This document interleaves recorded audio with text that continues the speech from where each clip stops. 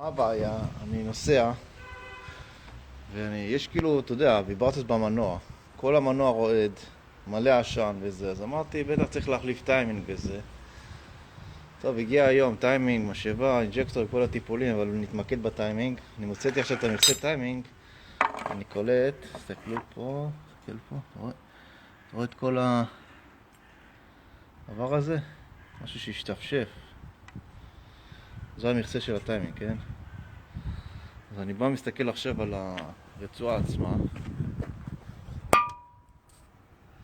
וואו. הייתה. רצועה קרועה. אוטוטו זה היה נקרא. היה הולך לי מנוע. אוטוטו. מזל.